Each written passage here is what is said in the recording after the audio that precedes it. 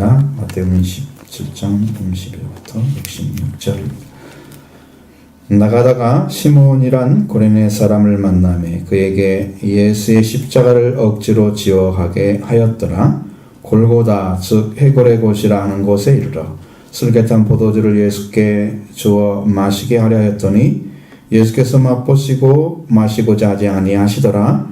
그들이 예수를 십자가에 못 박은 후에 그 옷을 제비 뽑아 나누고 거기 앉아 지키더라. 그 머리 위에 이는 유대인의 왕 예수라 쓴 죄패를 붙였더라. 이때에 예수와 함께 강도 둘이 십자가에 못 박히니 하나는 우편에 하나는 좌편에 있더라.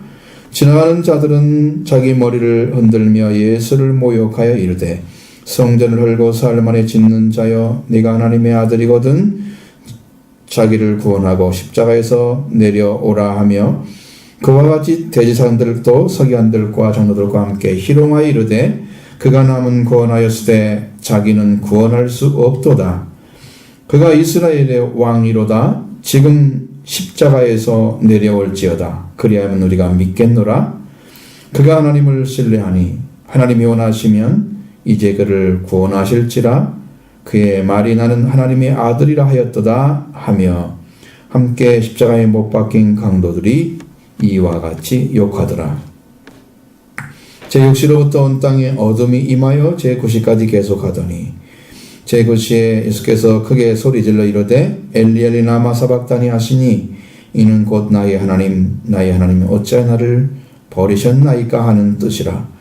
거기 섰던 자 중 어떤 이들이 듣고 이르되 이 사람이 엘리야를 부른다 하고 그 중에 한 사람이 곧 달려가서 해면을 가져다가 신포도주에 적시어 갈대에 꿰어 마시게 하거늘 남은 사람들이 이르되 가만두라 엘리야가 와서 그를 구원하나 보자 하더라. 예수께서 다시 크게 소리 지르시고 영원히 떠나시니라. 이에 성소 휘장이 위로부터 아래까지 찢어져 둘이 되고 땅이 진동하며 바위가 터지고 무덤들이 열리며 자던 성도의 몸이 많이 일어나되 예수의 부활 후에 그들이 무덤에서 나와서 거룩한 성에 들어가 많은 사람에게 보이니라. 백부장과 및 함께 예수를 지키던 자들이 지진과 거기 일어난 일들을 보고 심히 두려워하여 이는 진실로 하나님의 아들이었도다 하더라. 예수를 섬기며 갈릴리에서부터 따라온 많은 여자가 거기 있어 멀리서 바라보고 있으니 그 중에는 막달라 마리아와 또 야고보와 요셉의 어머니 마리아와 또 세베대 아들들의 어머니도 있더라. 저물었을 때에 아리마드의 부자 요셉이라는 사람이 왔으니 그도 예수의 제자라. 빌라도에게 가서 예수의 시체를 달라 하니 이에 빌라도가 내주라 명하거늘 요셉이 시체를 가져다가 깨끗한 세마포로 싸서 바위 속에 판 자기 새 무덤에 넣어두고 큰 돌을 굴려 무덤 문에 넣고 가니 거기 막달라 마리아와 다른 마리아가 무덤을 향하여 앉았더라. 그 이튿날은 준비일 다음 날이라. 대제사장들과 바리새인들이 함께 빌라도에게 모여 이르되 주여 저 속이던 자가 살아있을 때에 말하되 내가 사흘 후에 다시 살아나리라 한 것을 우리가 기억하나니 그러므로 명령하여 그 무덤을 사흘까지 굳게 지키게 하소서. 그의 제들이 와서 시체를 도둑질하여 가고 백성에게 말하되 그가 죽은 자 가운데서 살아났다 하면 후에 속임이 전보다 더 클까 하나이다 하니 빌라도가 이르되 너희에게 경비병이 있으니 가서 힘대로 굳게 지키라 하거늘 그들이 경비병과 함께 가서 돌을 인봉하고 무덤을 굳게 지키니라. 아멘.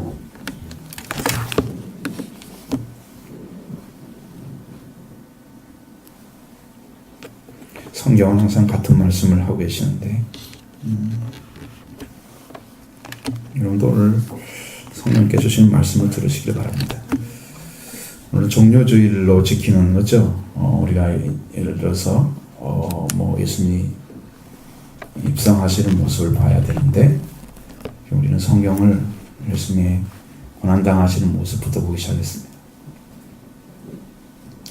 이제 예수님께서 십자가에 못 박히기 위해서 드디어 이제 입성하고 또 그렇게 계시는데, 우리는 이제 사순절을 지나면서 예수님이 들어오시는 예루살렘 들어오신 후에 계속해서 예수님이 죽음을 향하여 다가가시는 십자가의 길을 성경이 보여주고 있습니다.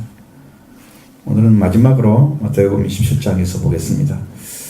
31절 끝에 보면 예수님께서 이에 십자가에 못 박으려고 끌고 나가니라. 예수님은 끌려가셨죠. 예수님 자신이 당하실 고난을 받으려고 나가시고 계셨습니다. 끌려갔다고 하는 것은, 끌고 갔다라는 말은 끌러 나갔다 이런 의미가 자연스럽게 그냥 이렇게 데리고 가는 이런 모습이 아니에요. 아주 폭력적으로 끌고 가는 모습입니다. 아주 심하게. 여러분, 십자가에 달리기 이전에 예수님이 고난당하신 모습은 조롱당한 것보다도 피가 흘리는 모습들이 계속 있어요. 지금 머리에도 피가 흘리고 계시고, 그 다음에 바라바 대신 십자가에 못 박혀 끌려갈 때 놓아주면서도, 빌라도는 십자가에 창들어 놓아주면서도 채찍질했습니다. 그것이 몇 대를 맞았는가 몰라요. 죄인 취급한 거죠. 빌라도가 채찍질해서 놓아주니라. 그러니까 온몸은 지금 피투성이가 되었을 것입니다. 그런 상태,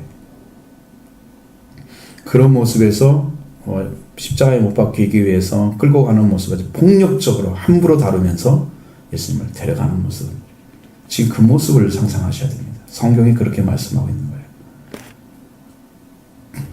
예수님 당하시는 고난이라 하지만 예수님 끌려가는 모습은 단순히 끌려가는 게 아니에요. 도살장에 끌려가는 양처럼 정하지 않고 주인에게 완전히 순복하는 모습을 나타내고 있습니다.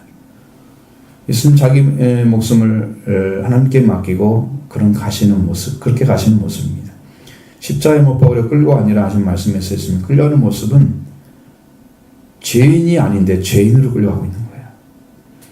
여러분, 그래서 그게 구원이 되는 거예요. 죄인이 죄인으로 끌려가면 자기 죄에서 죽는 것이죠.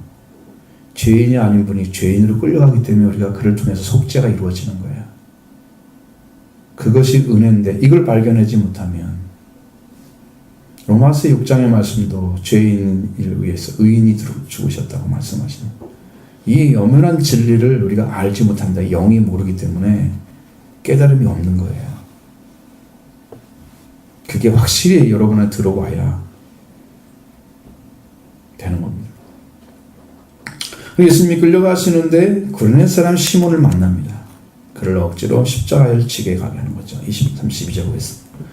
나가다가 시몬이란 구레네 사람을 만남에 그에게 예수의 십자가를 억지로 지워가게 하였더라. 아멘.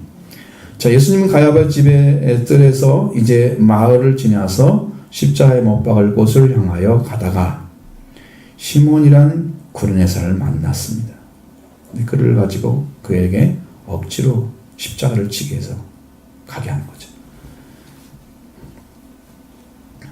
귀레네란 말은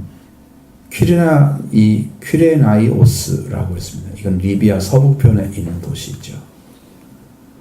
그 사람은 틀림없이 유대인 디아스포라였을 것이라고 이야기합니다. 왜냐하면 구레네에 거주한 유대인들이 아마 예루살렘에 와서 어떤 그 명절을 지킬 때마다 들려야 되기 때문에 그들의 회장을 갖고 있었던 것으로 보이고 있습니다. 시몬은 6월절이 돼서 예루살렘에 오게 된 거죠.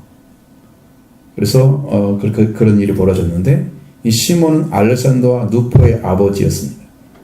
이 두 아들은 사도들에게 잘 알려진 사람들이에요. 로마서 16장 13절에 보면 주 안에서 택하심을 입은 루포와 그의 어머니에게 문안하라.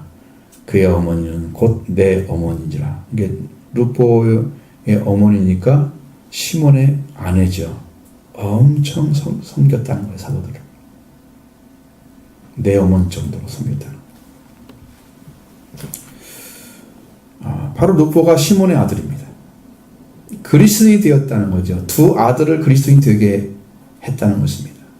그러면은 십자가를 지고 갔던 시몬도 역시 그리스도인이 되었을 것이다. 그 당시에 지었던 십자가 잠깐 시간이었지만 그 지고 가는 그것이 곧 무엇을 했어요? 그의 영혼을 구원하는 역사가 일어났습니다. 그에게 예수님이 십자가를 억지로 지게 가게 했지만 그에게는 큰 은혜를 받을 수 있는 기회가 주어진 거예요. 그래서 시몬은 억지로 예수님의 고난에 동참하게 됐죠. 그로 인해서 십자가를 지고 가고 그것을 자신이 못 박히는 것을 봤을 것입니다. 예수님께서 못 박히는 모습을 봤죠. 피 흘리는 모습도 봤을 것이고 돌아가시는 것도 목격을 했을 것입니다. 그 정도 했으면 그 십자가 못 박히는 것까지 같이 갔으니까요. 골고다까지. 누구보다 더 많은 생각을 가지게 되었을 것입니다. 예수님께서 부활을 하신 후에 만났다는 제자들과 다른 사람들의 증언을 들었을 때 그는 더 큰 확신을 가지고 그를 사모했을 것이다. 그런 확신입니다. 그런 믿음의 길을 걸어갔다는 거죠. 그는 예수님의 머리에서 흘러내리는 핏방울을 봤을 것입니다. 온몸이 피투성이었던 모습도 그의 시몬은 봤을 것입니다. 예수님이 오직하면 그 사람들이 시몬에게 십자가를 지도록 하겠어요. 예수님이 십자가를 억지로 지게 했잖아요. 원해서가 아니죠. 아마 예수님은 굉장히 많은 고통이 있었을 것인데, 첫째는 예수님이 살아가는 동안에 다른 사람의 질고를 졌다는 것은요, 병을 가졌다는 거예요. 다른 사람을 고치려면 내가 그 병을 얻어야 된다고 그래요. 되게 이게 신의 은사자들이 그런 것이 많대요. 근데 예수님도 분명히 자기 질고를 짊어졌다는 말이 마태복음 8장에 나와 있거든요. 우리의 질고를 졌다는 거. 그러니까 예수님은 지금 몸에 질병이 있는 상태죠. 그런 상태로 계속 살아가는 걸 젊지만은 고통 중에 있는 거예요, 지금. 그리고 얼마나 저 식사를 잘 하셨겠어요. 그 밤낮 가르치며 돌아다니시는 그 모습 속에서 예수님 삶이 고난이었을 것입니다. 그리고 십자가 지기 전날 밤을 샜잖아요, 거의. 기도를 하시면서 체포돼서 나와가지고 아침도 못 드셨잖아요. 그러니까 그날은 아마 최악의 날이었을 것입니다. 몸으로 따지면 최대 고통스러운 날이었을 것입니다. 잠 못 자고 식사 못 하고 약한 몸이 더 약해져서 그러니까 십자가도 제대로 지고 못 가는 그런 상태의 몸을 예수님이 가지고 있었던 거예요. 젊은 청년 33세면 충분히 힘이 있을 때잖아요. 그런데 넘어져서 그러니까 구레네 시몬에게 그걸 지고 가게 한 거죠. 그 예수님의 모습이 보여집니다. 자, 구레네 시몬은 예수님이 이 모습을 다 봤죠. 그랬을 것입니다. 그리고 도착한 곳이 골고다였습니다. 33절부터 34절입니다. 골고다 그 해골의 곳이라는 곳에 이르러 쓸개 딴 포도주를 예수께 주어 마시게 하였더니 예수께서 맛보시고 마시고자 하지 아니하시더라. 아멘. 예수님께서 시몬이 메고 간 십자가와 함께 골고다 해골의 곳이라는 곳에 도착을 했다는 거예요.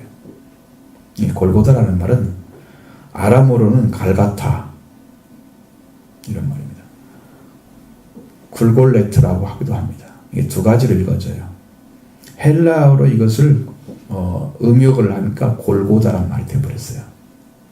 굴골레트라는 말은 머리나 아니면 해골이라는 뜻입니다. 근데 라틴어로 이것을 갈보리라고 읽습니다. 많이 나오잖아요, 여러분. 같은 건데 그걸 번역을 그렇게 한 거예요. 우리는 갈고리라고 성경에 안 나와 있습니다. 단순하게 갈고리는 그 골고다를 라틴어로 번역한 거다 그렇게 알면 되는 거죠. 그 골고다를 해골의 곳이라고 다시 번역해 주었습니다. 이름을 갖게 된 것은 사람들이 생각할 때는 거기에 많은 사람들이 죽음으로써 벌어진 거죠. 그래서 자연히 거기에 뼈들이 가득 차 있는 거죠. 그 중에 잘 보이는 게 해골이잖아요. 머리. 그래서 해골의 모양을 그렇게 해서 해골이 많기 때문에 골고다 해골의 곳이라는 맛을 쓴 적도 있었다고 하는 사람도 있고요. 그것은 해골의 모양을 가진 한 언덕 때문에 그런 이름을 가졌다는 학자도 있습니다. 그런데 두 번째 주장을 더 많은 학자들이 지지합니다. 해골이 많아서 그런 게 아니라 해골 모양이었다는 거예요. 땅이 둥글고 뭐 그런 형태. 이 갈보리라는 것은 고든이라는 그 장군이에서 명명이 됐습니다. 아람어는 아무 관계가 없어요.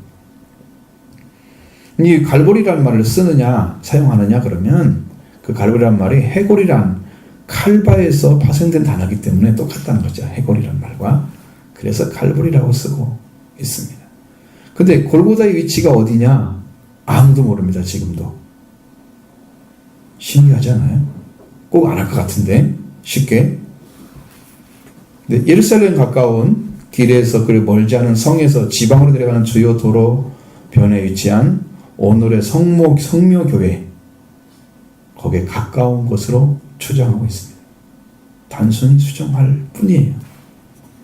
사람들은 못 찾아내는 거죠. 그리고 골고다에 도착한 예수님에게 로마 병정이 쓸개탄 포도주를 예수님께 주어 마시게 했는데 예수님께서 마시고자 하지 아니했다. 이건 말씀은 시편 69편 21절 말씀에 그들이 쓸개를 나의 음식물로 주며 목마를 때에 초를 마시게 하였사오니 이 말씀도 있습니다. 그래서 48절을 넘어가면 신포도주를 마시게 했다는 기록도 있습니다. 근데 마가복음에는 몰약탄 포도주라고 기록하고 있습니다. 여기 나와 있는 쓸개탄 포도주는 쓴 즙이라고 이렇게 번역을 해야 돼요.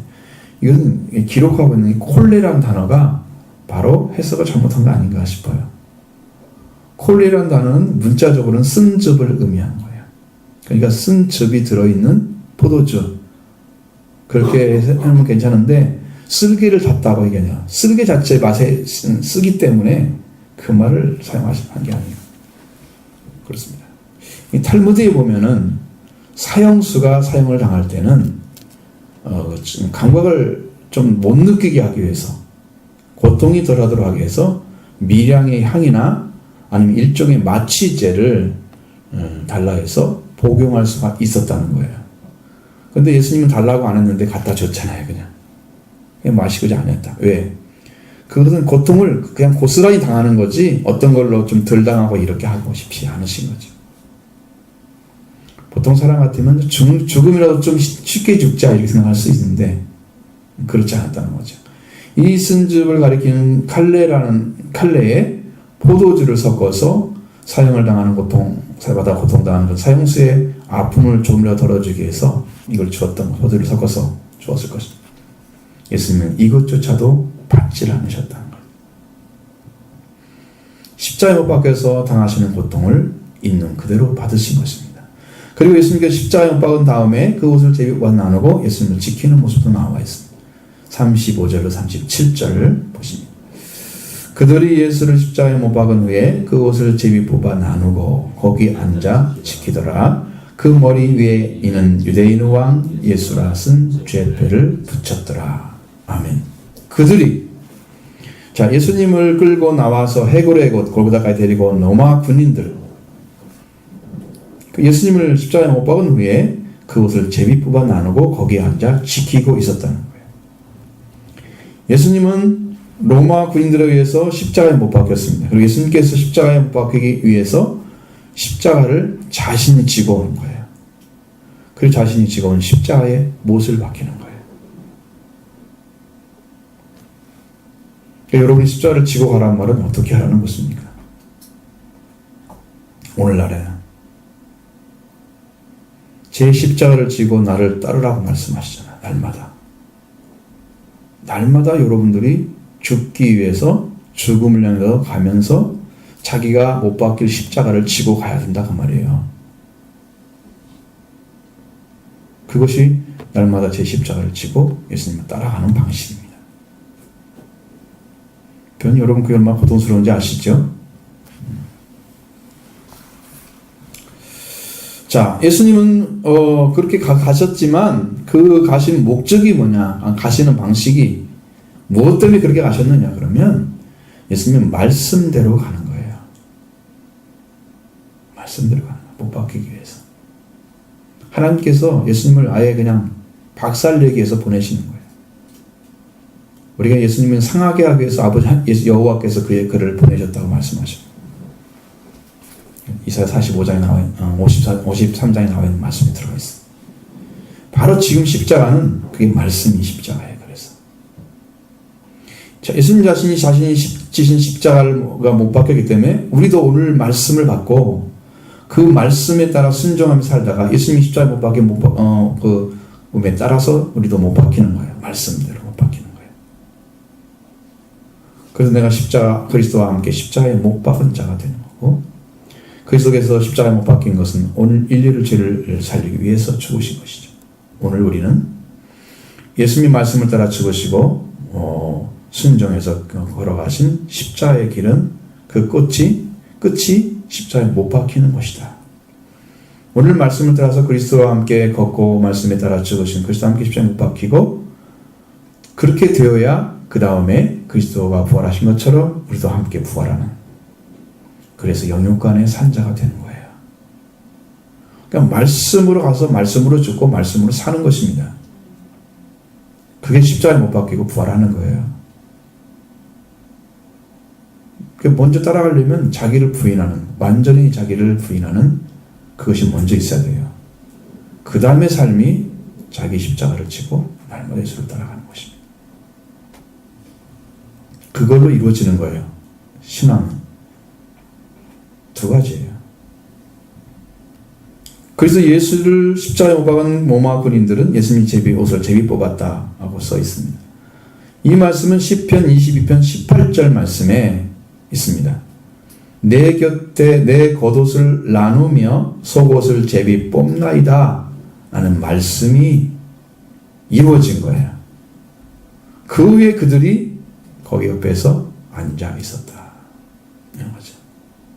그 위에는, 그 머리 위에, 예수님 머리 위에는 유대인의 왕 예수라는 제패가 붙어 있었다는 거예요. 처형되는 예수님의 제목을 밝히는데, 대개 처형받는 사람들은 전부 제목을 써놓습니다. 그냥 붙이는 게 아니라 원래 붙이는 거예요, 그것이. 근데 제패가 다 있잖아요. 제패 예수님은 유대인의 왕이다. 유대인 왕인데 왜 죽여요? 이게 아이러니. 왕을 모셔야 되죠. 누구 마음대로 죽여요.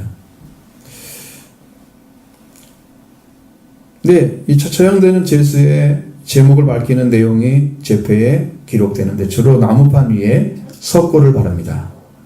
그리고 붉은 글씨 내지는 검은 글씨를 새겨 넣습니다. 그래서 그걸 목에 걸거나 가슴에 매달고 형장에까지 가서 십자가에 세우고 죄패를 머리 위에 매다는 것입니다. 그것이 로마 처형법에 관례되어 있어요. 예수님도 이거 똑같이 지금 한 거죠.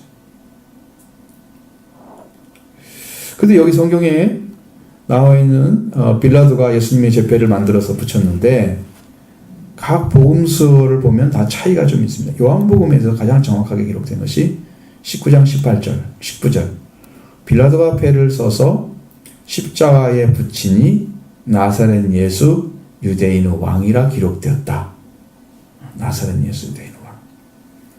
20절에는 그 글씨가 히브리어와 로마와 헬라어로 써 있었더라. 아주 다양한 언어로 죄인의 죄의 모습을, 제목을 써놨습니다. 이 제명을 통해서 유대적 입장을 밝히고 있는 거죠. 당시 여러 지방에서 오는 순례자를 위해서 히브리어를 써놓은 거예요. 아람어, 당시에는 아람어라고도 합니다. 자, 헬라어는 당시의 보편적 언어입니다. 오늘날 영어와 같이 보편적 언어이기도 하고요. 세계에서. 그 다음에 라틴어를 써놓습니다. 이것은 로마의 공용어입니다. 빌라도 로마 사람이잖아요. 안 쓸 수 없죠. 쓰는 거죠.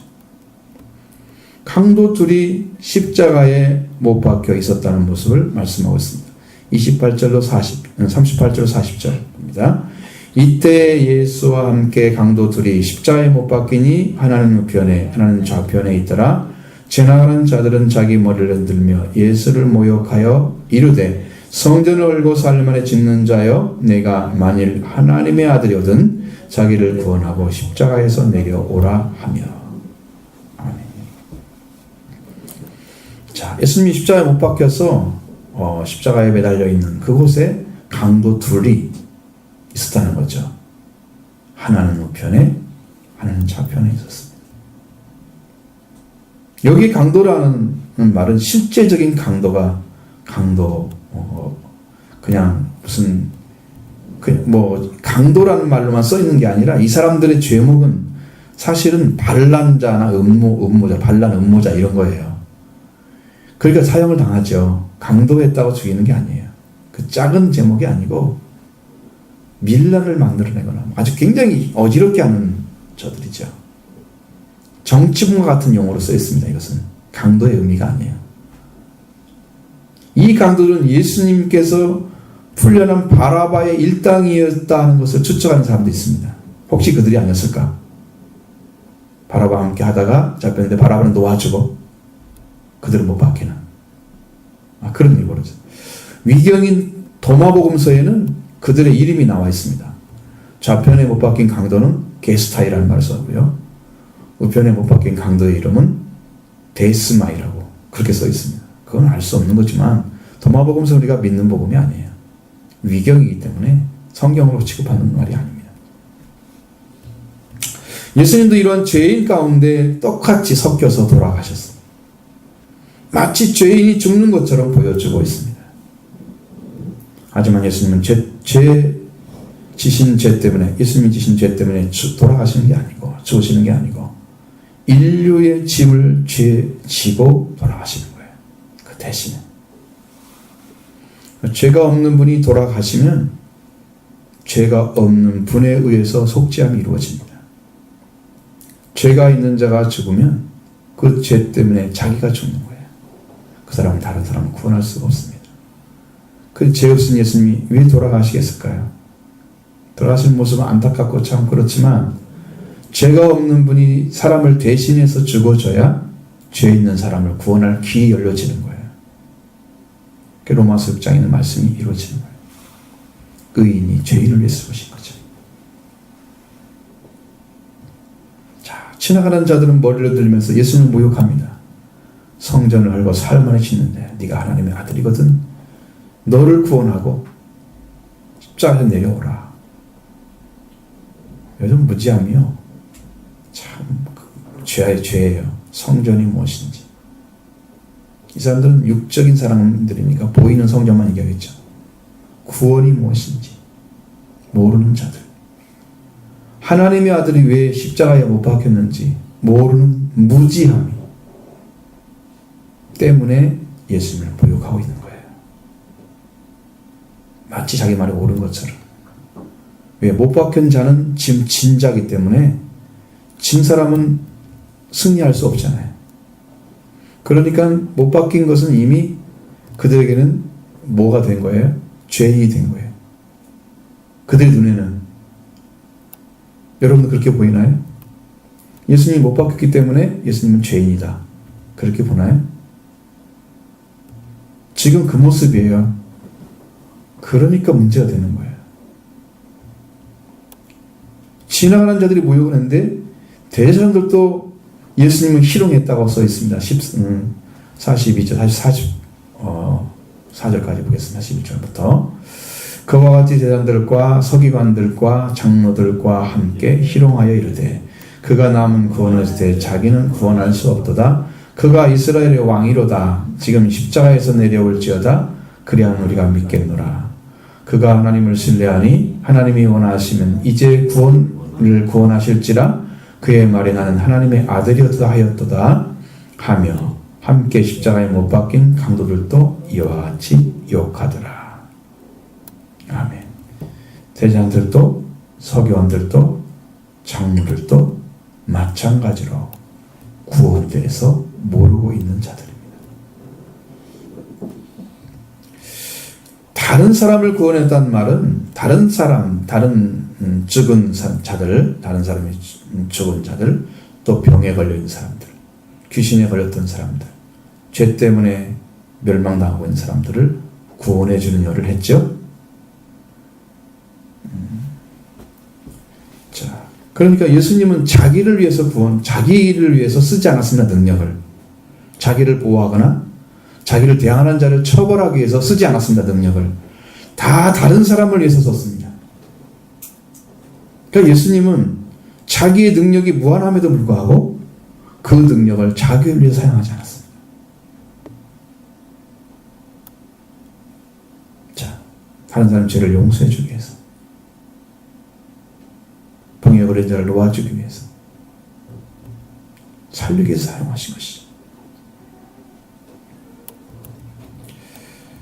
이것이 진짜 구원자인 것이죠.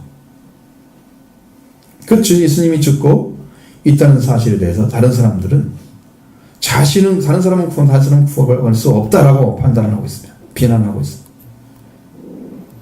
예수님 자신에 대해서 기록된 대로 지금 구원하고 계시는 거예요. 그 죽음을 통해서 마귀와 귀신의 역사를 제하신 일을 하고 계셨고, 그 죽음 후에는 하나님께서 살리시는 부활이 있을 것임을 아셨기 때문에 그는 죽고 계시는 거예요. 여러분, 사람이 신앙에 소망이 없으면요, 이 믿음도 성장하지 않습니다. 그러면 고난의 길을 걸으려면 이 부활이 이루어질 것을 아는 사람만 걸어가요. 그러니까 순교가 아무나 될 수 있는 게 아니에요. 그걸 순식간에 죽여버리면 억지로 순교는 할 수 있겠죠? 그게 진정한 순교인지는 몰라요. 주님 말씀한 순교는 거룩한 자들의 목숨을 걸고 복음을 지키다가 가는 거죠. 가는 거예요. 죽음 후에 예수님께서 부활을 살릴 것을 예수님은 아셨기 때문에 예수님 육신으로는 죽으셨지만 영으로는 사셨습니다. 근데 부활이 필요하셨던 거죠. 그 예수님의 부활은 영혼의 부활이 아닌 몸의 부활입니다. 육신의 부활입니다. 이걸 이루셔야만 되는 거예요. 그래서 하나님께서 예수님의 부활을 죽은 자 가운데 살리셨다. 성경은 그렇게 증거하고 있습니다. 우리는 어떻습니까? 우리는 영혼이 죽었기 때문에 영혼을 살리기 위해서 죄로 죽은 그 죄를 씻기셔서 영혼을 살리기 위해서 예수님 부활하시면 살려지는 거예요. 우리는 다 살려야 돼요. 예수님 몸만 살리면 되지만 우리는 다 살려야 됩니다. 이렇게 해서 예수님이 죽지 않을 몸을 입는 거예요. 이 죽을 몸이 죽지 않을 몸을 입는 것이죠. 그 때문에 참된 구원은 죽음을 통해서 완성되는 거죠. 이 구원이 뭔가 모르는 사람들은 십자가에서 내려와서 살고 있는 게 구원인 줄 알아요. 지금도 육신의 눈을 가지고 예수님의 은혜, 하나님의 은혜를 받는 사람들은 이 땅에서 육신이 잘 되는 것이 축복인 줄 알아요. 자기 영혼이 죽고 부활해서 이 죽은 영혼이 살아서 영혼이 죽지 않는 몸을 갖는 게 축복인데, 그러니까 이게 기복신앙이 되는 거죠. 그게 영적으로 너무 어린 거예요. 하나님을 모르는 거죠. 이 사람과 뭐가 달라요? 그래서 예수님이 십자가에서 내려오면 믿겠다가 조롱하는 거예요. 예수님이 십자가에 달리신 것은 자기가 살기 위해서 십자가에 내려오는 것보다 더 자기가 십자가에 달려서 죽음으로 인류를 구원하는 길이 구원인 것을 아는 거예요. 그것은 구원이 아니죠. 내려오는 것은. 참된 구원은 죽은 자를 살리는 게 구원인 거예요. 예수님의 구원은 거기에 있었습니다. 뿐만 아니라 그가 하나님을 신뢰한 하나님 원하시면 이제 저를 구원하실 것이다. 왜? 그의 말이 나는 하나님의 아들이라고 했다. 십자가에 내려오면 구원이라 했던 이들이 이제는 그가 하나님을 신뢰하여 하나님의 아들을 했기 때문에 하나님께서 그를 구원하실 거다. 역시 십자가에 내려오는 것입니다. 그들이 말하는 구원이죠. 생명을 얻는 것이 아니고 그저 십자가에 달리시는 것은 믿는 것이 우리가 영생을 얻는 것인데, 이 십자가에 죽으신 우리를 위해서 예수님이 달리시는 것입니다. 하나님께서 예수님을 십자가에서 내려주시는 절대로 안 하실 것입니다. 예수님 십자가에서 화목제물로 드려진 후에, 완전히 드려진 후에 내려올 것입니다. 그것은 예수님이 영혼이 떠나야 되는 거예요. 그래야 내려올 수 있어요. 그러니까 하나님을 신뢰하고 하나님 아들이기 때문에 예수님 십자가에 내려오는 일은 결단코 없었을 것입니다. 왜? 하나님께서 그 일을 하라고 보내셨는데 그 사람들이 말하는 것처럼 그 일을 안 하고 십자가에 내려오는 게 구원이라고 하나님은 그렇게 말씀하지 않을 것입니다. 그들이 말하는 구원은 존재하지 않습니다. 그래서 그들이 예수님을 믿을 수가 없는 거짓 구원을 가지고 있는 거예요. 그래서 멸망을 당한 것입니다. 십자가에 못 박히는 이유를 모르고 있는 거죠. 뿐만 아니라 함께 십자가에 못 박힌 강도들도 똑같이 욕을 했다고 말합니다. 강도들은 자신이 지은 죄가 있어서 못 박히는 자들인데 자신들이 지은 죄를 가지고 왜 죄 없는 예수를 여기다 욕하고 있는지 알 수 없는 일입니다. 강도들은 죽어야 할 사형죄를 언도받아서 십자가에 처형을 받고 있는 거예요. 억울한 게 없어요. 지은 죄 때문에 하는 거죠. 예수님이 십자가에 못 박힌 것은 자신의 죄를 위해 죽는 것이 아니고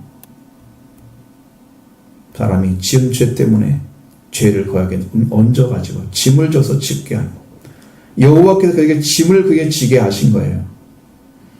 그것 때문에 우리가 아는 예수님은 강도들이 욕을 해야 될, 욕먹어야 할 일을 한 번도 한 적이 없으십니다. 말씀을 믿지 않냐고 이미 영이 죽은 자들이 자신의 죄로 인해서 십자가에 처형받으면서도 또 말로 죄를 짓고 있다는 거예요. 여러분 이게 얼마나 놀라운 일인지 아시죠? 그래서 사람이 죽는 것은 어디에 문제가 있는 거더니 언어에 문제가 있어요. 말이 죽은 자들은요. 죽음을 가지고 또 다른 사람을 죽입니다. 자기가 죽었기 때문에 죽은 말밖에 못해요. 자기는 그런 죄를 범했음에도 불구하고 또 다른 사람을 욕하는 거야. 자기가 그런 죄를 지었는데. 그러니까 비판을 받지 않으면 비판을 하지 않아야 되잖아요. 그게 진리인 거 아시죠? 나도요 똑같은 자리에 서 있습니다. 그 사람하고 내가 욕해야 될 사람, 내가 비판하는 사람들과 다른 자리에 서 있는 게 아니야. 같은 자리에 서 있는 거야. 나도.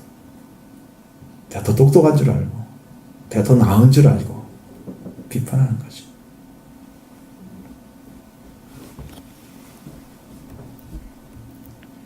예수님 지나가는 사람들이 머리를 흔들며 모욕하는 말도 들으셨죠? 대제사장들과 서기관들과 장로들이 희롱하는 말도 들었습니다. 강도들도 욕하는 말을 들으셨습니다. 그러나 예수님은 아무 반응도 없었습니다. 반응이 없으신 거예요. 이미 아버지 하나님께 자신을 화목제물로 드리시기 때문에 그런 것이죠. 제물은요 죽어야만 제물이 되는 거예요.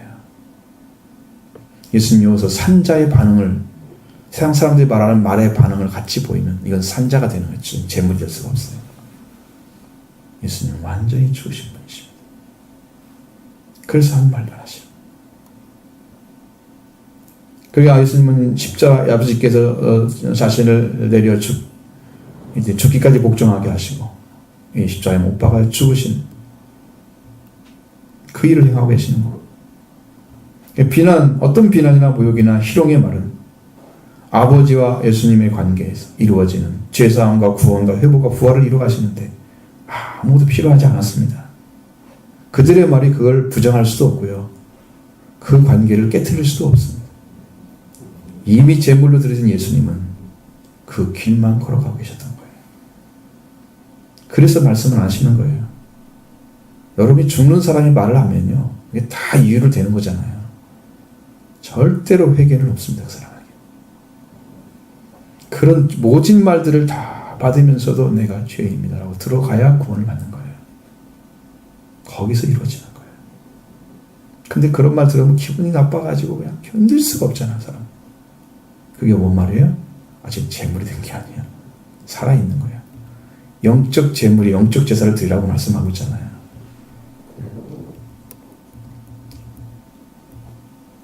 예수님에게는 완전히 말씀에 순종하는 그것만이 필요했습니다. 이제 예수님이 돌아가시죠. 자, 보십니다. 45절부터 마지막 56절까지 한번 보겠습니다.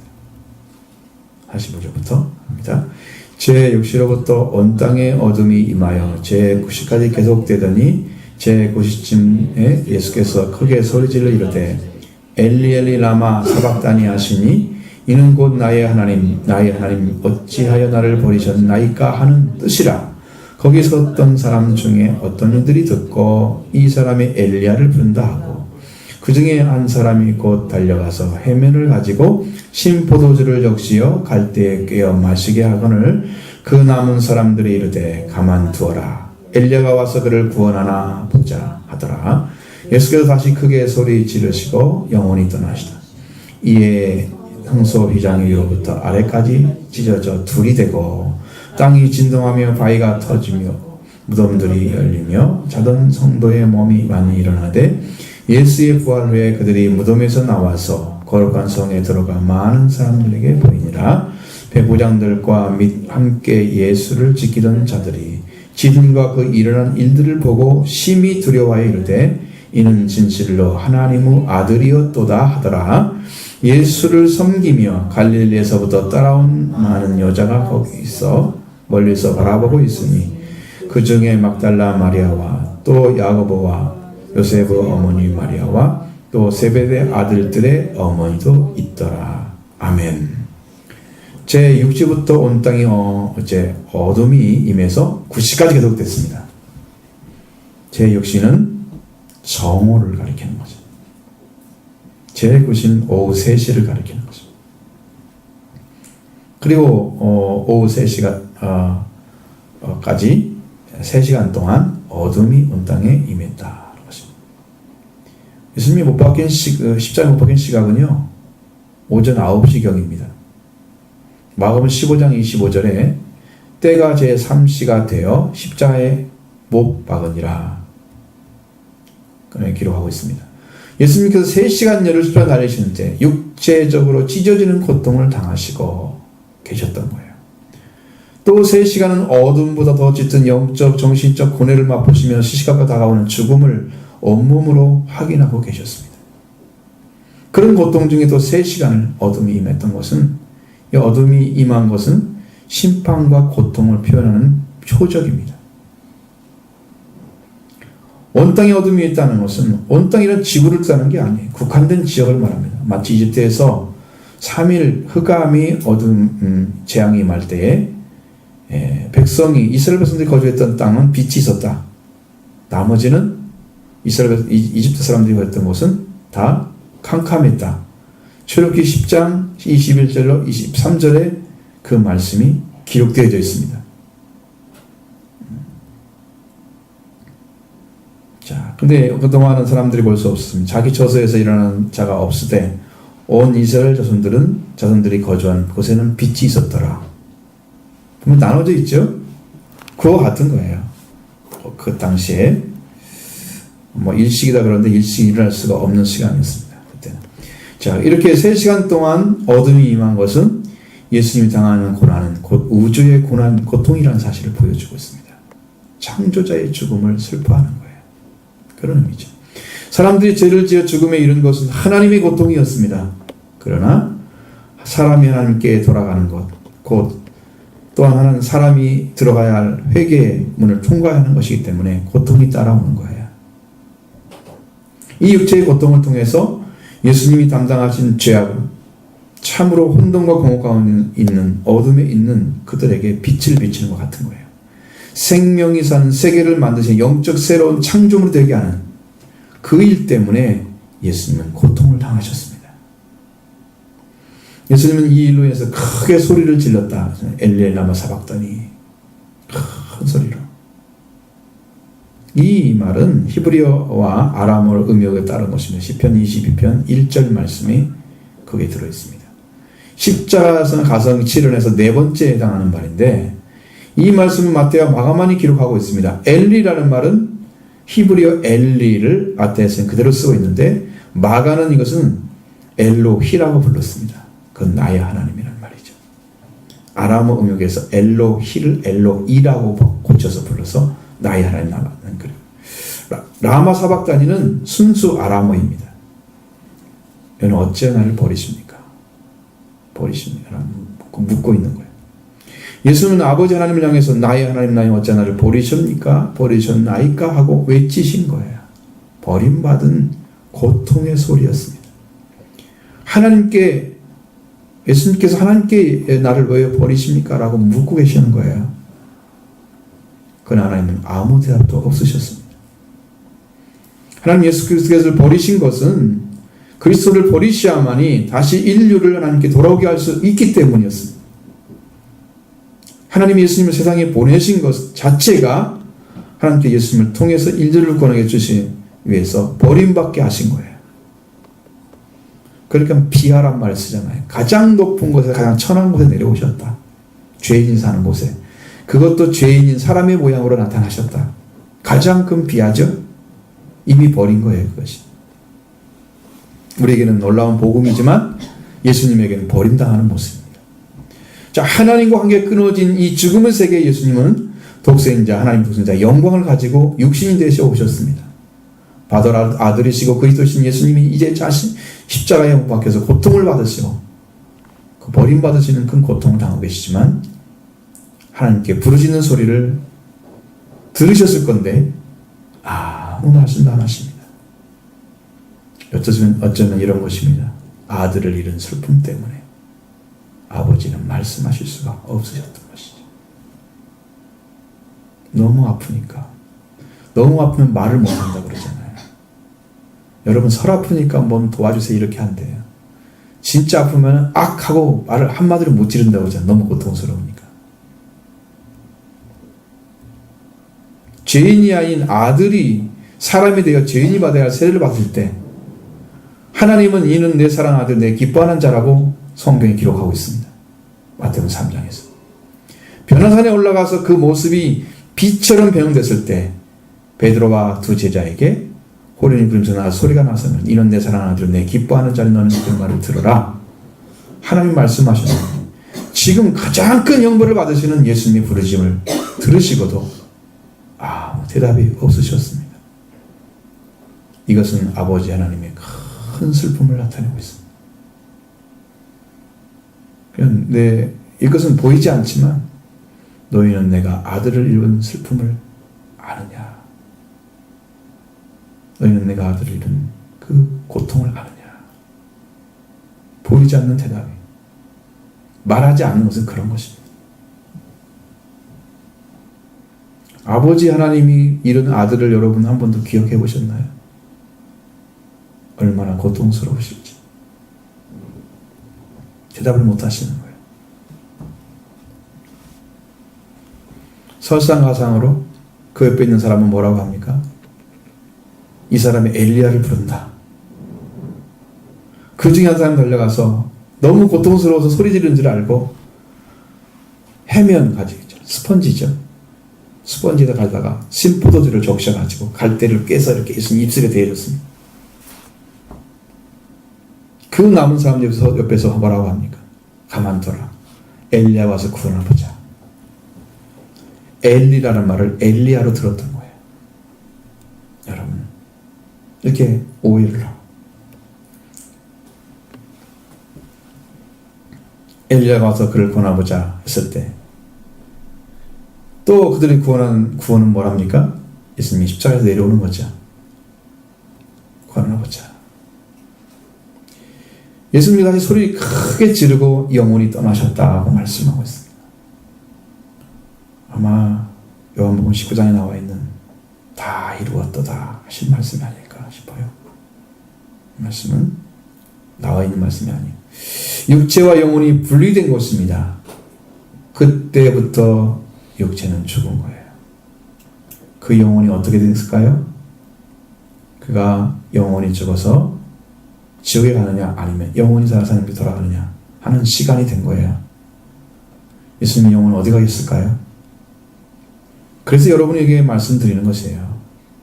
베드로 3장 18절 19절의 말씀을 기억하셔야 합니다. 그리스도 단번에 죄를 위해서 죽으시고 의인으로서 불의한 자를 대신하셨으니 이는 우리를 하나님 앞으로 인도하려 하심이라. 단번에 죽으셨대요. 육체로는 죽임을 당하시고 영으로는 살리심을 받으셨으니 예수님 영은 안 죽었습니다. 육체의 죽음이에요. 예수님의 죽음은 영과 육이 죽는 우리와 같은 거 아니에요. 그가 또한 영으로 가서 옥에 있는 영들에게 선포하십니다. 자, 예수님의 육체는 죽임을 당하시고 영으로는 살리심 받으셨습니다. 그래서 그 영혼이, 예수님의 영혼이 옥에 있는 영들에게 갔습니다. 그리고 널리 전했다 그랬어요. 선포단 말은 전한단 말, 널리 알린다는 얘기예요. 옥은 슈필라키라고 썼습니다. 이건 지하세계나 지옥에 있는 징벌의 장소라고 그렇게 설명합니다. 지하세계란 말은 죽은 영혼이 가는 곳이죠. 거기에 들어갔습니다. 예수님이. 죽은 영혼들이 가 있는 곳에, 그곳에 예수님이 들어가셨습니다.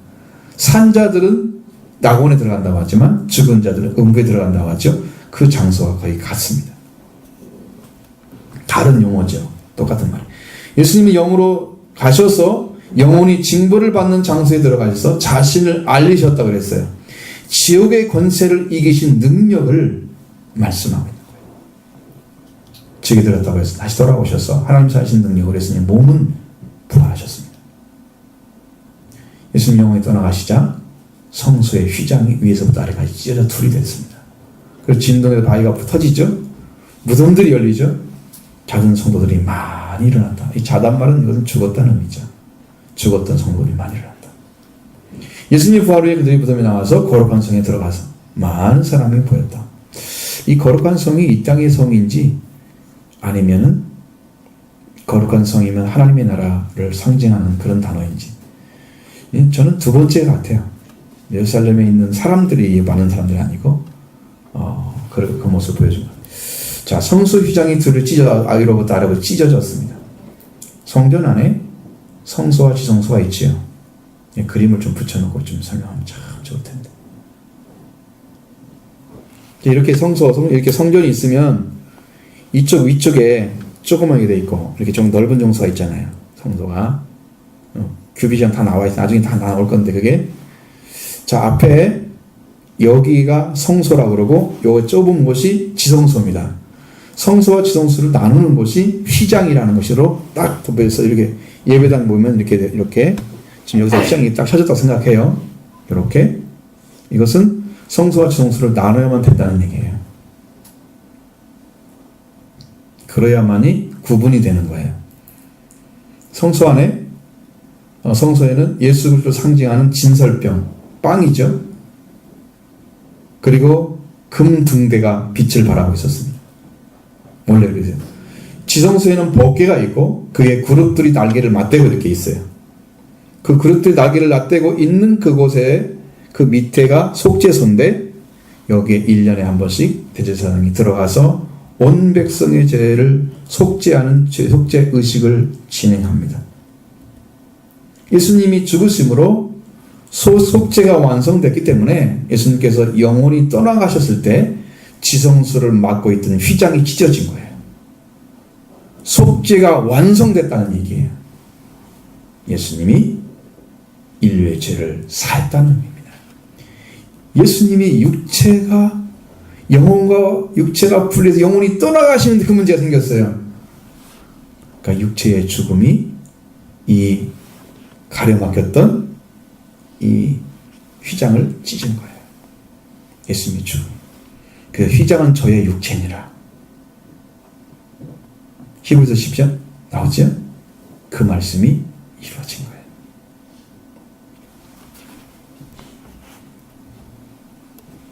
그게 뭐냐고 지금 물어보면 안 되겠죠? 나중에 물어보세요. 대체 무슨 말이냐고. 속죄가 완성됐습니다. 예수 그리스도의 피를 가지고 하나님께 들어가는 이 길이 열려졌다는 얘기예요. 곧 그것이 하나님 보좌에 이르는 것입니다. 이 말씀을 여러분이 나중에 이해를 하셔야 돼요.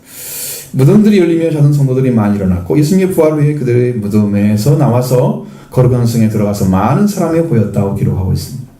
즉 커다란 돌문이 열리고 무덤에 있던 성도들이 많이 일어나는데 이것은 또한 부활을 나타내는 표적으로서 예수님께서 부활하신 후에 무덤에 나와서 거룩한 성 예루살렘에 들어가서 많은 사람이 보였다고 기록하고 있습니다. 백부장과 함께 예수님을 지키던 자들이 일어나서 그를 보면 심히 두려워해서 그는 진실로 하나님의 아들이었다 고백하고 있습니다. 예수님을 섬기면서 살아온 여자들이 많이 있었습니다. 그들이 바라보고 있는 거예요. 그 중에 막달라 마리아, 야고보의 어머니 마리아, 또는 세베대의 아들의 어머니가 같이 있었다는 거죠. 예수님의 모습입니다. 자, 그 다음에 아리마대 요셉이라는 사람이 예수님 시체를 발라서 무덤에 이제 장사 지내는 게 보여져요. 57절 61절 봅니다. 저물었을 때에 아리마대 부자 요셉이라는 사람이 왔으니 그도 예수의 제자라. 빌라도에게 가서 예수의 시체를 달라 하니 이에 빌라도가 내주라 명하거늘. 요셉이 시체를 가져다가 깨끗한 샘 앞으로 싸서 바위 속에 판 자기 새 무덤에 넣어두고 큰 돌을 굴려 무덤 문에 놓고 가니 거기 막달라 마리아와 다른 마리아가 무덤을 향하여 앉았더라. 아멘. 아리마대 요셉 부자였습니다. 예수님이 부자와 함께 무덤에 묻혔다 말씀이 나오죠. 근데 그와 똑같이 이루어졌어요. 그는 예수님의 제자로 빌라도에게 가서 예수님을 시체를 달라고 합니다. 빌라도가 당연히 명령하죠. 어차피 버릴 시체인데 죽은 자들 치우기도 힘든데 그냥 주겠죠. 요셉이 시체를 가져다가 깨끗한 샘 앞으로 자기 판 새 무덤에 넣었다. 그 큰 돌로 이렇게 막아놨습니다. 그때가 저녁 때였습니다. 거기 막달라 마리아, 다른 마리아가 무덤을 향하여 앉아 있었다. 이건 뭔 말이냐면 엄청난 아쉬움을 가지고 있었다는 거죠. 슬픔을 가지고 있었다는 거예요. 고통을 얘기하고 있습니다. 무덤을 향하여 앉아 있는 거예요. 예수님이 결국은 돌아가셨어. 무덤에 묻히셨어. 이런 모습을 목격하면서 그들은 슬픔을 가지고 있는 그 모습을 그렇게 보여주고 있습니다. 자, 마지막 경비병의 모습을 보여줍니다. 지키는 모습이죠. 이 경비병을 통해서 무덤을 크게 지키고 있었다는 모습이 62절부터 66절에 기록하고 있습니다. 그 보십니다. 그 이튿날은 준비일 다음 날이라. 대장들과 바리새인들이 함께 빌라도에 모여 이르되 저 속이던 자가 살아있을 때에 말하되 내가 사흘 후에 다시 살아나리라 한 것을 우리가 기억하느니 그러므로 명령하여 그 무덤을 사흘까지 굳게 지키게 하소서. 대자들이 와서 시체를 덕질하고 하고 무덤의 백성에게 말하되 그가 죽은 자 가운데서 살아났다 하면 그의 소금이 전부 다 클까 하나이다 하니 빌라도가 이르되 너에게 경비병이 있으니 가서 힘대로 굳게 지키라 하거늘 그들이 경비병과 함께 가서 돌을 임봉하고 무덤을 굳게 지키니라. 아멘. 그 이튿날은 준비일 다음 날이었다. 준비일 안식일 전날을 말하니까 안식일 날. 이튿날이 안식일이죠. 그러니까 그 준비 다음 날이니까 그 전날 일을 행해야 돼요. 안식일을 아무것도 못하니까. 자, 대장들과 바리새인들이 함께 빌라도를 찾아갔죠. 주여, 저 속인 자 사실 때로 때 이렇게 말했습니다. 사흘에 살아날 것이다. 그걸 기억하니까 사흘까지는 굳게 지켜달라. 무덤을. 그 문을 제자들이 와서 도둑질하고 이게 살아났다 이렇게 전파하면 속임이 이전보다 더 크게 될 것이다. 큰 소득이 날 거다라고 말하고 있죠. 염려를 하고 있는 거죠. 대장자 서기관 바리새인들은 빌라도에게 주여라고 했습니다. 빌라도를 주라고 임금 같은 자리에 정중하게 부르고 있습니다. 그에게 부탁하기 위해서 그를 높여 부르고 있습니다. 총독이여 이렇게 말하면 되는데 주여. 자, 이 사람들이 진짜 예수를 그리스도를 주라 불러야 주님이라 불러야 할 자들이었습니다.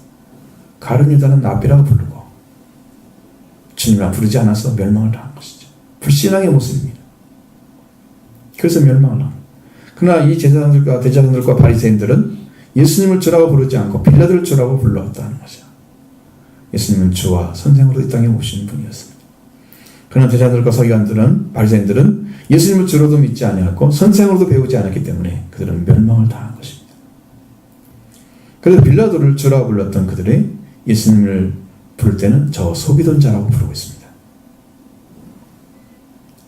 자, 예수님이 살아있을 때 한 말을 기억하고 있습니다. 내가 사흘 후에 다시 살아나리라. 놀랍게도 제자들은 부활하신 예수님을 만났을 때 주셨던 말씀을 기억하지 못하고 있었던 거예요. 그런데 이 사람들은 기억하고 있습니다. 신기하지 않아요? 그래서 그들은 빌라도에게 명령해서 그 무덤을 사흘까지 굳게 지키게 하십시오. 간청을 드린 것입니다. 그들이 이 말씀을 기억만 했을 뿐이지 믿지 한 말이었습니다. 의심은 여기서 끝 나지 않았습니다. 그들은 자신이 기억하고 있는 말, 내가 사흘에 살아나리라 한 말이 거짓인데, 그의 제자들이 와서 시체를 도둑질해서 와서 백성에게 그가 죽은 자로 살아났다 하면 그 속임이 전보다 더 클까 합니다. 예수님이 하신 일은 다 속임이라고 이야기하고 있습니다. 그 속임이 저를 통해서 더 큰 속임으로 부활했다는 소문을 통해서 예수님을 드러내는 제자들이 더 큰 속임을 부르는 큰 소동을 일으키게 될지도 모른다는 것이죠. 황당한 거짓말을 하고 있습니다. 속이는 일. 예수님은 참된 진리만을 증거하셨습니다. 참된 것을 말하는 분만이 진리를 가지고 있습니다. 속임은 거짓의 기반을 두고 있는 말이에요. 그러니까 이것은 마귀가 가지고 있는 생각입니다. 속인다고 하는 말은. 근데 예수님이 속이는 자들에게는 마귀의 속성을 가진 분들이에요. 가진 자라는 얘기죠. 예수님을 마귀를 멸하러 오신 분인데 대장들과 그런 불신에 거짓된 말과 속이는 자라고 등급시켜 놓은 거예요. 그래서 그 사람들은 예수님을 속이는 자라고 부르고 있습니다. 빌라도는 그를 어떻게 봤을까요? 너희에게 병병이 있으니 가서 힘대로 지키라 하는 것이죠. 대장들과 바리새인들은 빌라도가 내어준 경비용이 있었습니다. 경비용. 쿠드티디아라고 하는 말입니다. 4명으로 구성된 군인을 가리킵니다. 로마 군병들이죠. 로마 보초대나 경비대를 가리키고 있습니다. 이 군병들을 가지고 너희는 가서 지키라. 너희가 지키려고 한 곳에 가서 알고 있는 방식대로 안전하게 지키라. 그 말이에요. 이 말을 통틀어서 얘기하면. 너희들은 그게 지금 지켜야 된다 생각하고 있잖아. 가서 지켜라. 이건 빌라도가 빈정거리는 말입니다. 그들에게. 진짜 잘해주는 말이 아니에요. 살아있을 때도 두려워하더니 예수를 죽이고도 그 다음도 두려워해서 그걸 지키라고까지 하는 빈정되는 말이죠. 봐라. 내가 살려주라고 했을 때 살려주지. 이렇게 또 두려워하니 빈정거리는 말. 들어있는 말이 빈정거리는 말. 그래서 그들이 경병감과 돌아서 인봉과 무덤을 굳게 지켰다. 말씀 없습니다. 여기서 인봉은 큰 돌을 굴려서 무덤 출구를 막은 다음에 밧줄로 그 돌과 무덤 출구를 동여맵니다. 그 다음에 밧줄의 중심부에는 돌과 무덤과 벽 사이에 있는 얽혀있는 밧줄을 초나 흙으로 다시 밀봉을 합니다. 그러니까 이 출구가 조금이라도 이상이 있으면 그 인봉이 깨어지기 때문에 만약에 부정한 방법으로 예수님을 시체를 도둑질했다면 그냥 알 수 있는 거야. 봐라, 이 증거가 있지 않냐. 분명히 이 옷을 누군가 옮기기 위해서 이걸 봐. 무너뜨린 거 보였지. 그러면서 예수님 저들을 공격할 것입니다. 지금 그것 때문에 그렇게 막아놓은 거죠. 이렇게까지 인봉했으니까 저들이 예수님의 시체를 훔쳤다면 그냥 알 수 있는 것이기에 증거품이 있어. 그 인봉을 해서 저들은 거짓말을 할 수 없는 확실한 물증, 저들에게는 물증이 될 수 있는 거예요. 훔치면 그런 문제입니다. 그렇게 한다 할지라도 불화하신 예수님을 막을 수 있는 방법은 아무것도 없었다는 거죠. 그것을 모르고 있었습니다. 철저하게 막고 있는 거죠. 예수님의 죽음. 아마 많은 분들이 예수님의 죽음에 대해서 부활을 기대하지 않고 있습니다. 오늘 여러분 안에 예수님이 성령으로 오셔서 부활하신 예수님이 살아 역사하시면 여러분도 이 부활이 믿어질 거예요. 근데 오늘도 무덤에 가둬놓고 예수님 계신 사람도 있잖아요. 영적으로. 예수님 부활하셨어? 잘 모르겠어. 예수님이 구원하셨어? 잘 모르겠어. 구원을 모르거나 부활을 모르는 사람들. 지금도 예수님 무덤 안에 넣어놓잖아요. 인봉해 놓잖아요. 영적인 그런 아직도 예수님 살리지 못했습니다. 하나님이 살리지 못했습니다. 구원이 안 이루어진 거예요. 예수님이 십자가에 못 박히셨습니다. 완전한 속죄를 이루기 위해서 죽으셨고 영혼이 떠나는 순간에 속죄가 이루어서 지성소에 가리고 있던 휘장이 찢어졌다. 그 예수님의 피를 통해서 아버지 하나님께 가는 길이 열려진 거야. 예수님의 죽음이 휘장은 저의 육체니라. 육체가 죽음으로 휘장이 열려진 거예요. 놀라운 은혜가 여기에 들어있습니다. 속죄가 완성된 것입니다. 예수님의 피가 이 법궤에 있는 속죄소에 뿌려진 거예요. 영적으로 말하면. 그래서 휘장이 씌워진 거예요. 그리고 또한 예수님이 무덤에 묻히셨죠? 철저하게 죽음에 살아날 수 없도록 만들어버렸지만 예수님이 시체를 가져가지 못하도록 만들었죠. 예수님은 저들이 훔쳐갈 자리에 계시지 않으셨습니다. 왜? 예수님은 부활하셨기 때문이죠. 여러분, 모순은 불신에서 오는 것입니다. 그의 말을 믿어야 되는데 그걸 믿지 않는 거예요. 이 사람들은 굳게 지키는 목적이 뭐예요? 말씀에 근거한 거잖아요. 근데 거짓말할까봐, 속일까봐 제자들의 속임수로 또 한 번 세상을 뒤집을 것 같은 그런 불신에서 온 거죠. 예수님 자들은 부활할 걸 안 믿었기 때문에 모르는 것이고 그들은 불신했기 때문에 막은 거고 여러분 믿지 않음이 얼마나 큰 죄인가를 보여줍니다. 말의 타락이 얼마나 큰 죄인가를 보여줍니다. 여러분 심령 안에 영적 부활이 있기를 원합니다. 여러분 심령이 부활한 예수님에 대한 믿음이 있기를 원합니다. 그 확증이 여러분을 살릴 것입니다. 예수 그리스도 오신 역사를 통해서 여러분의 완전한 구원이 이미 주어질 준비가 다 되어 있습니다. 믿음으로 영접하시고 그 안에서 참된 자유와 구원을 받으시기 바랍니다.